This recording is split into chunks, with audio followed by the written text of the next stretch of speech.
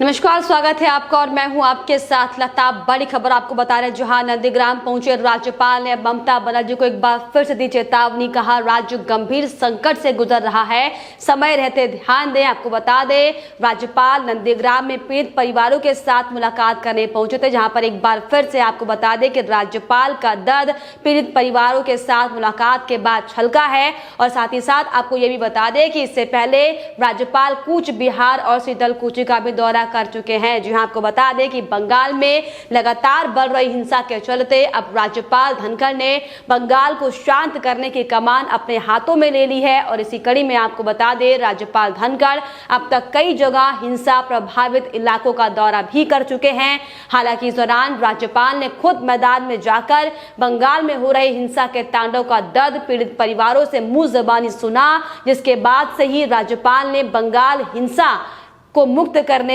को हिंसा से मुक्त करने की आपको बता दें कसम खा ली है। और इसी कड़ी में आपको बताते चले कि राज्यपाल धनखड़ नंदीग्राम में भी प्रभावित परिवारों से मुलाकात करने पहुंचे, जहां शुभेंदु अधिकारी ने उनकी अगवानी की है। और इसके बाद आपको बताते चले कि शुभेंदु अधिकारी से इलाके का हालचाल तो जाना ही, साथ ही साथ पीड़ित परिवारों के साथ इस दौरान उन्होंने मुलाकात की। और इस दौरान भी आपको बताते चले कि पीड़ित परिवारों से मुलाकात के बाद राज्यपाल धनखड़ का दर्द एक बार फिर से छलकता हुआ दिखाई दिया, क्योंकि जिस तरीके से पीड़ित परिवार लगातार इंसाफ की गुहार रोते रोते राज्यपाल से लगाते हुए दिखाई पड़ रहे थे, इसको लेकर आपको बता दें एक बार फिर से राज्यपाल भावुक दिखाई दिए। और राज्यपाल ने साफ तौर पर यह कहा भी है कि ये दर्द बंगाल का मैं नहीं सह सकता हूं, और इसीलिए अब जो संविधान की हत्या हो रही थी इसके लिए मैं काम करने के लिए मैदान पर आया हूं। और यही कारण है कि आपको बता दें कि अब राज्यपाल जगदीप धनखड़ के आक्रामक तेवर से ममता दीदी परेशानी का सबब उनके लिए राज्यपाल बनते जा रहे हैं, क्योंकि राज्यपाल पिछले 3 दिनों से लगातार हिंसाग्रस्त इलाकों का दौरा कर रहे हैं। जहां इससे पहले वे शीतलकुची और कूच बिहार और फिर असम के रणपगली कैंप में पहुंचे थे, जहां उन्होंने ग्राउंड पर जाकर हालातों का जायजा लिया था। और वहीं अब आपको बताते चले कि नंदीग्राम पहुंचने के बाद भी लोगों से मुलाकात के बाद राज्यपाल ने एक बार फिर से ममता बनर्जी को कड़ी चेतावनी दी है और उन पर निशाना साधते हुए साफ तौर पर कहा कि ये ऐसा समय है कि जब हम सो नहीं पा रहे हैं, जो समय है हम सो नहीं सकते, हमारे राज्य के लिए बड़ी चुनौती है। राज्यपाल ने नंदीग्राम हिंसा पर कहा कि हम एक ज्वालामुखी पर बैठे हुए हैं, जहां लोग अपने घरों को छोड़ने के लिए मजबूर हैं। उन्हें हर तरह के अपमान, हत्या, बलात्कार, लूट और जबरन वसूली के अधीन किया जा रहा है। इसके अलावा आपको बताते चले कि राज्यपाल ने यह भी कहा कि राज्य कोविड के एक बहुत बड़े गंभीर संकट से गुजर रहा है और अभूतपूर्व चुनाव के बाद की हिंसा जो प्रतिशोधात्मक है, चुनाव के बाद ऐसे हिंसा के बारे में कभी नहीं सुना। मैं सीएम से अपील करूंगा कि यह उचित समय है कि वो इस समय पर ध्यान दे, क्योंकि लाखों लोग पीड़ित हैं, उनकी मदद की जाए। उन्होंने ये भी कहा कि मुझे उम्मीद है मुख्यमंत्री पूरी गंभीरता से स्थिति पर ध्यान देंगी और सभी संबंधितों को पुनर्वास, विश्वास निर्माण, मुआवजे और सुरक्षित करने के लिए निर्देशित करेंगे कि हम एक समाज के रूप में अन्यथा एकजुट रहें। जो विभाजनकारी ताकतें पूरी कमान में है उन्हें नियंत्रित किया जाना चाहिए। तो एक बार फिर से आपको बताते चले, चाहे इसे विनम्र निवेदन कहा जाए या फिर इसे चेतावनी कहा जाए, लेकिन राज्यपाल ने कई बार इसके पहले भी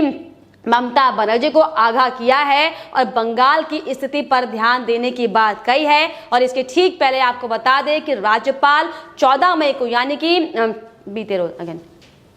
और इसके पहले भी आपको बता दें कि राज्यपाल 14 मई को रणपगली में लोगों से मुलाकात करने पहुंचे थे। और इस दौरान भी किस तरीके से राज्यपाल का दर्द छलका था, क्योंकि उन्होंने साफ तौर पर यह कहा था कि प्रजातांत्रिक मूल्यों पर कुठाराघात हो रहा है, हम कानून व्यवस्था से दूर जा रहे हैं। इसकी शुरुआत चुनाव के दौरान ममता बनर्जी ने की, जब उन्होंने पहली बार जनता को चेतावनी दी कि केंद्रीय बल कब तक रहेंगे, उनके जाने के बाद कौन बचाएगा। मुझे उनसे इस प्रकार की उम्मीद नहीं थी। लेकिन उन्होंने ये भी कहा लोगों के घर किस तरीके से बर्बाद हो रहे हैं, व्यापारी संस्थानों का क्या हाल किया गया है, ये सब एक ही कारण से किया गया है कि दुनिया के सबसे बड़े लोकतंत्र में, प्रजातंत्र में आपने इतनी बड़ी हिमाकत कैसे कर ली कि आपने अपनी मर्जी से वोट कर लिया। क्या प्रजातंत्र में वोट देने की सजा मौत है? इसके अलावा आपको बताते चले कि अलग अलग इलाकों का दौरा कर कर लगातार राज्यपाल अपनी प्रतिक्रियाएं, अपनी संवेदना व्यक्त करते हुए दिखाई पड़ रहे हैं। और इसके पहले जिस तरीके से कूच बिहार में राज्यपाल पहुंचे थे और किस तरीका का वहां पर माहौल था,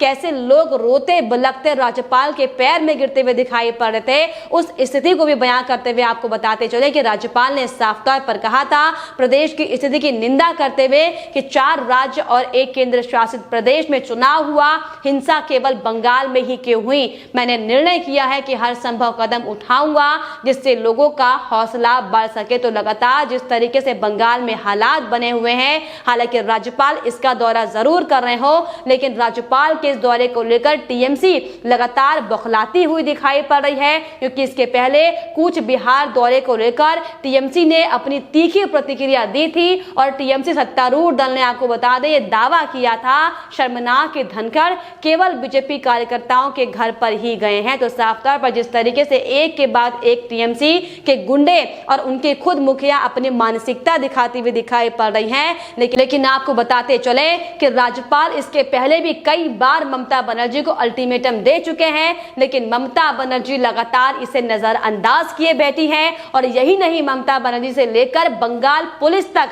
जिस तरीके से इस पर उदासीन बनी बैठी है, ये वाकई कई सवालों को जन्म देता है और साथ ही साथ ये भी बताता है कि कैसे वर्तमान में पुलिस महकमा किस तरीके से सरकार के अधीन काम कर रही है और बंगाल हिंसा में आग में घी डालने का काम कर रही है। और अब आपको बता दें, बंगाल की मुख्यमंत्री इस पूरे मामले को लेकर मूक दर्शक बनी बैठी पूरा तमाशा देखने का काम कर रही है, जिसके खिलाफ अब राज्यपाल साफ तौर पर सख्त एक्शन में आते हुए दिखाई पड़ रहे हैं। और इसी कड़ी में राज्यपाल कई बार ममता बनर्जी से ये पूछ भी चुके हैं कि पूरा पश्चिम बंगाल धधक रहा है और आपको कुछ दिखाई आखिर क्यों नहीं पड़ रहा। उन्होंने साफ तौर पर कहा था कि मैं अपने सीने पर गोली खाने के लिए तैयार हूं, लेकिन मुझे बंगाल में शांति चाहिए। लेकिन जिस तरीके से आपको बताते चले जो माहौल लगातार बना हुआ है, जो बंगाल की पुलिस सत्ता से डरकर काम कर रही है, ये साफ तौर पर दिखाता है कि ममता बनर्जी की तानाशाह की बानगी इस कदर बंगाल में उतारू है कि खुलेआम महिलाओं के साथ नरसंहार किया जा रहा है,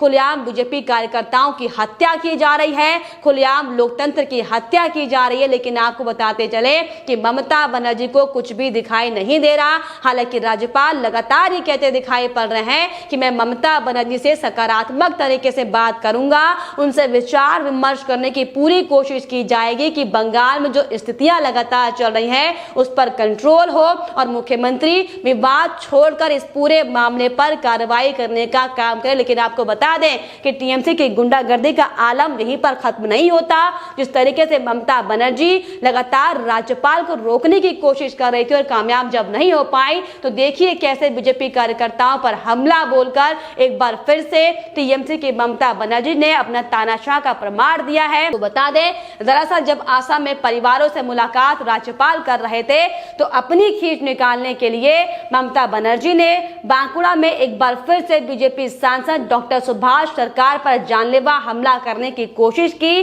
दरअसल ये असली बंगाल है जहां पर सीएम की बात ना मानने वालों को इसका खामियाजा भुगतना पड़ता है और इसी की बानगी एक बार फिर से बांकुड़ा में दिखाई दी, जहां पर आपको बता दें कि बांकुड़ा के पाथरकुनी गांव में किसान सम्मान निधि कार्यक्रम को लेकर जनसंपर्क करने सांसद जा रहे थे और इसी दौरान पाथरकुनी और नंदीग्राम के बीच उनकी गाड़ी पर हमला किया गया। हमलावरों ने गाड़ी पर ईंट पत्थर फेंके हैं, जिसका हालांकि जायजा आज नंदीग्राम में पहुंचे राज्यपाल लेंगे। और ये भी आपको बता दें कि नंदीग्राम में जो राज्यपाल पहुंचे हैं वो मेदिनीपुरी में भी लगातार लोगों से मुलाकात कर रहे हैं और नंदीग्राम के अलग अलग इलाकों में जाकर लगातार लोगों का दर्द सुनने का काम राज्यपाल कर रहे हैं। लेकिन आपको बताते चलें, जो शर्मनाक घटना एक बार फिर से बांकुड़ा में सामने आई है, ये साफ तौर टीएमसी की हकीकत को दिखाता है। हालांकि इसके बाद आपको बता दें कि बीजेपी सांसद ने साफ तौर पर टीएमसी पर यह आरोप लगाए हैं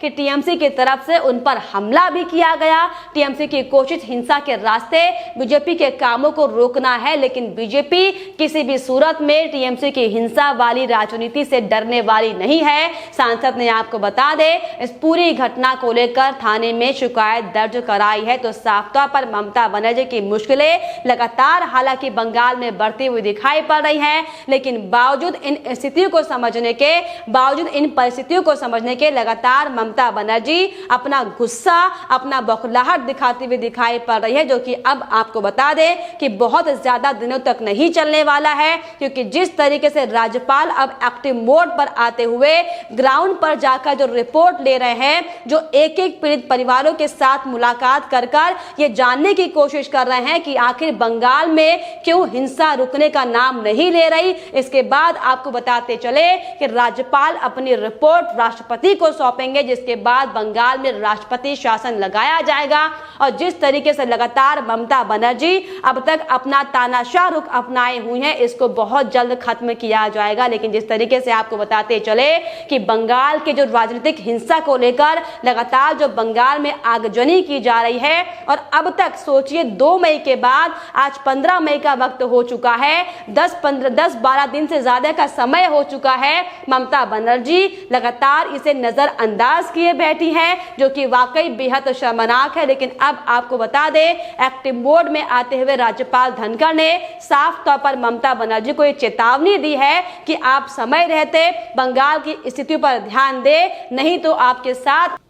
नहीं तो आपको इसका खामियाजा भुगतना पड़ेगा। हालांकि आपको बता दें कि इससे पहले भी राज्यपाल मुख्यमंत्री को कई बार अल्टीमेटम दे चुके हैं, अब बंगाल की स्थिति पर कार्रवाई करने की बात कर चुके। लेकिन आज आपको बताते चले नंदीग्राम पहुंचे राज्यपाल ने एक बार फिर से ममता बनर्जी को अल्टीमेटम देने का काम किया है, और अगर अब भी ममता बनर्जी नहीं सुधरी तो बहुत जल्द उनकी सत्ता को भंग कर राज्य में राष्ट्रपति शासन लगाया जाएगा, जो कि इस वक्त के लिए, इस समय के लिए बंगाल की स्थिति को देखते हुए बेहद ज्यादा जरूरी है। फिलहाल इस पर आपकी क्या राय है हमें कमेंट बॉक्स में जरूर लिखिएगा। साथ ही साथ हमारे चैनल को सब्सक्राइब करना भी ना भूलें।